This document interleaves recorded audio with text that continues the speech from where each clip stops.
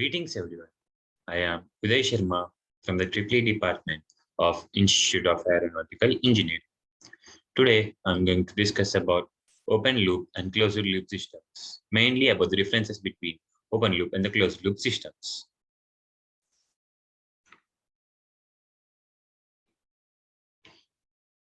Firstly, let us discuss about what is a control system. Control system is a set of mechanical or electronic devices that regulates other devices or systems by way of control loops. There are two types of control systems based on the feedback: open loop control system and the closed loop control system. Open loop control systems. The control systems whose action is free from the output is known as an open loop control system. You know that in a control system, let us consider this as a control system, and this is the input. Here goes the output. It is a simple structure. It can be also called as a non-feedback system, as this has no such thing as feedback. We provide the input and we get the output. We do not take anything from the output. It has simple constructions. As we know, it has one output, one input, and the one output, and one system. The open loop control system can be non-reliable, as the output varies with the disturbances. Suppose there is a disturbance near the input. The output gets changed or varied. This cannot be reliable, as we want a stable output. The open loop system cannot be optimized as per the requirement. That is, we cannot set a fixed output based on the input. The output gets changed. We cannot optimize it based on our requirements.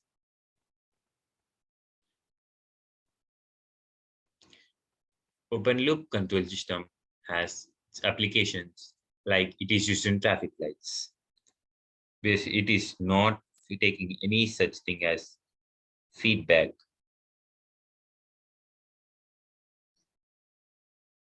As in a traffic light,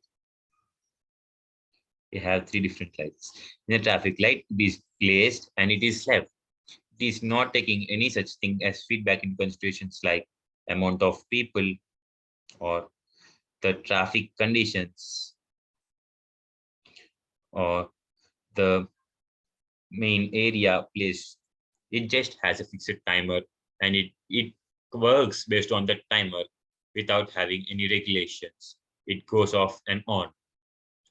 Automatic washing machines, just we give the load to it as we insert the clothes in it and we start it. Despite of the any disturbances, it changes. Like if we increase the load, the changes. We cannot adjust it according to our requirement. Machine stored and TV remote. The TV remote, we just give the input, like press a channel number, we get the output, and we do not receive any feedback from the TV.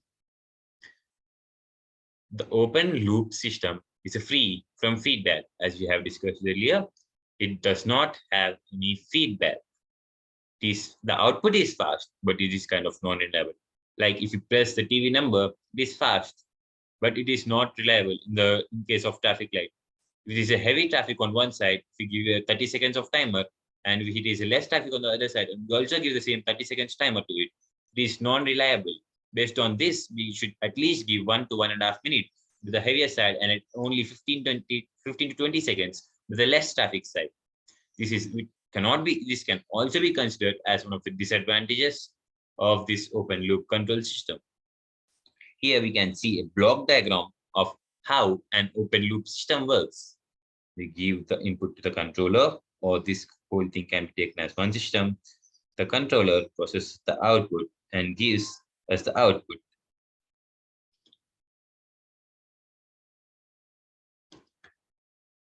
Closed loop control systems. In closed loop systems, the output depends on the control action of the system. That is, In a closed loop system, the output and the input. The output can be controlled based on the input. It is known as the feedback system, as we have feedback taken from the output. Feedback can be defined as taking a part of the output and feeding it back or giving it back to the input. The construction of the system, closed loop system, is somewhat complicated than compared to the open loop system. As we know, open loop system doesn't have feedback, but this have a feedback included to the system, which is taken from the output and given to the input. This is reliable, as the output can be considered, it is reliable, the output can be reliable and accurate, as the output will be constant with any amount of disturbances maximally through the input. The closed loop system can be calibrated according to the feedback received. Like if I need only output of 120, I can calibrate it to give me the output of 120 despite being how low or high the input is given.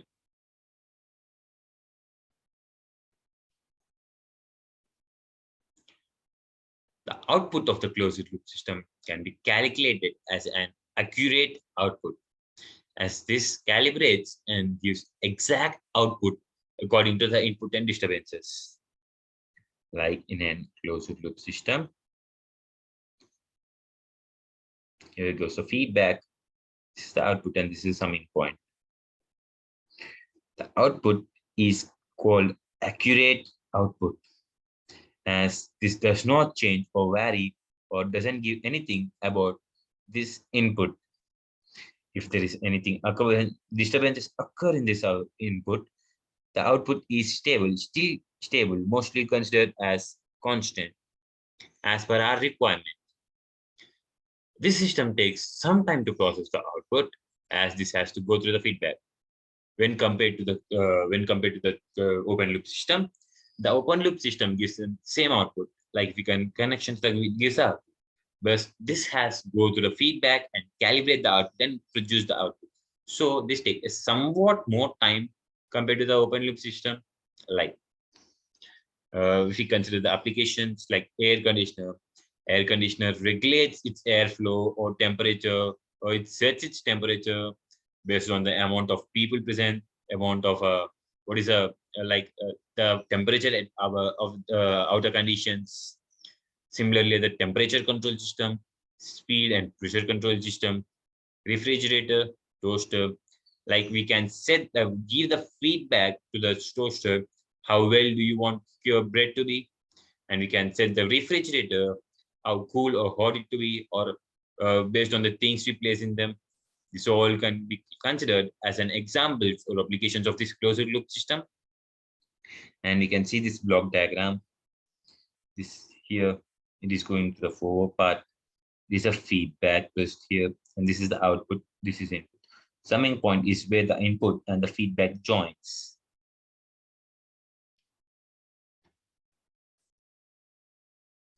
Open loop system versus closed loop system. Let us see what are the differences between them. The open loop system means the output of the system is free from the input. The output doesn't depend on the input. We give the input and we get the output. That's it. But when we take closed loop system into the hand, the desired output depends on the input. Like we want certain output, it is dependent on the input. When the input changes, the output may vary, but still depends on the input as it has given to the feedback from the output. The accuracy of the system or the open loop system is less compared to that of closed loop system. It is in an open loop system, the disturbances affect the output. Like if any disturbances occur in the input side, output also gets affected. Whereas in the closed loop system, the output is not affected through the disturbances, as we give the feedback to the input system and we provide certain changes to the input, so we get the exact output as we need it. The output control system has a non-linear response, whereas the input control system has a linear response. Let us take consider of this as open loop system. Open loop. See, we have given a certain amount of input, it is going, and there occurs a disturbance and the output changes. For the closed loop system, this is reverse. Despite of the changing in the inputs, the output is held constant, or we can consider this as linear. This is a non-linear output.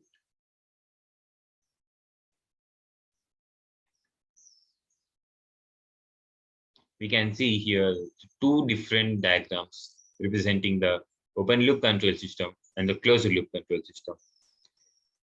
Here, the controller input is provided to the controller. We get the output of the controller, which is processed in this processing unit, and the processed output is attained. It is a straight-up process, simple input and output.